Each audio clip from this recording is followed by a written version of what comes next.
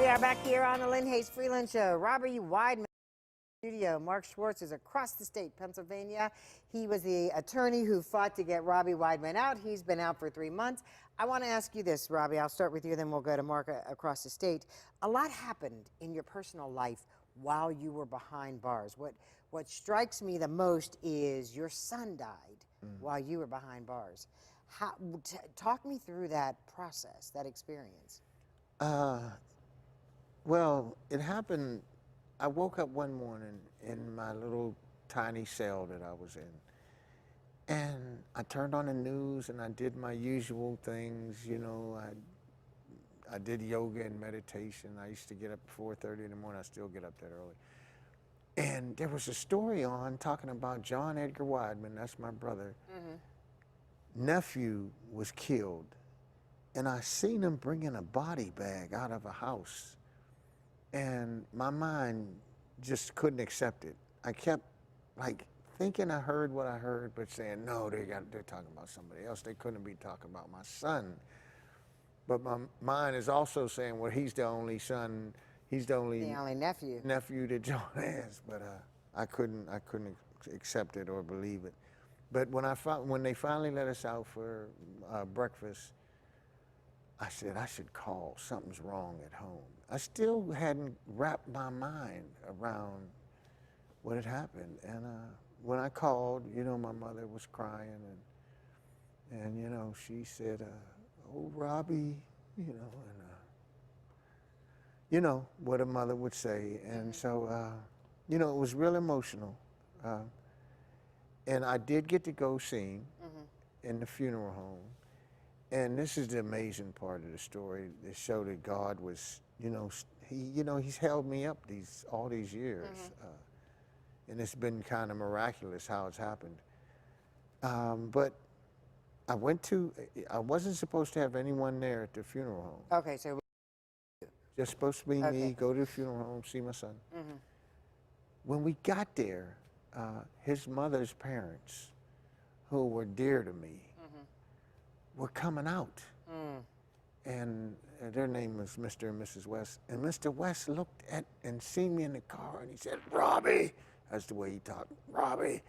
And he looked at me and he pointed, and he told his wife, and she ran in there and called somebody, called Geraldine, Omar's mother. And people started coming from everywhere. People were calling each other. People were running past each other on the street in cars, stopping cars, saying, he's at the funeral home, Robbie's at the funeral home. And before I knew it, my whole family was in there. Wow. I wasn't in there 5 minutes, and half of Homewood, it seemed like, was there. And so, you know, I got to stand there with my son, with my sister holding my hand. Wow. You know, we got to cry together, and you know, so it was very sad, but it was, at least I had that moment to, you got to be there. You got to grieve. Yeah. And Mark, these are the kind of moments that humanize the experience that a lot of times people don't even process or understand. Mark? Right. Yeah. No, they objectify people. And, you know, the interesting thing that's consistent, like Robbie is a lot calmer than I am. I'm furious at what Zappala did. In 35 years of practice, I've never seen a decision get reversed as quickly as this one did. And I have a lot of thoughts about how that happened. But the interesting thing about Robert Wideman, as I told the pardon board, he's reformed, he's calm, he's matter of fact, he accepts responsibility. And I think that is the strength that got us both through this. I mean, you know, he's not bitter, he's not angry. I am. Jeff Manning is, Cyril Wecht is. But Robbie Wideman is, you know, he's been largely the same. I mean, if you read Brothers and Keepers, I mean, you know, Which he I was, did, yeah. you know, I joke, typical Jewish.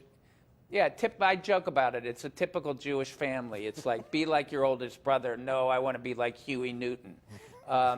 You know, and I can imagine the pictures of him imitating, you know, Superfly with the white mink coat. But, you know, the Robert Wideman I've known since 1984 has always accepted responsibility and rather calm. I couldn't be in his place. I wish I could, but in many ways. But, you know, it's amazing his outlook. Indeed. And it's a consistent outlook.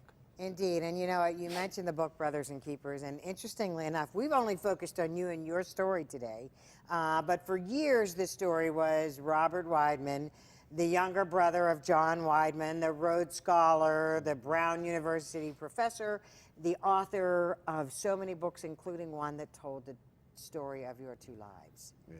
Yeah, yeah. We'll just leave that right there. We got a commercial break. We'll be right back. We got a lot more to do. Stick around.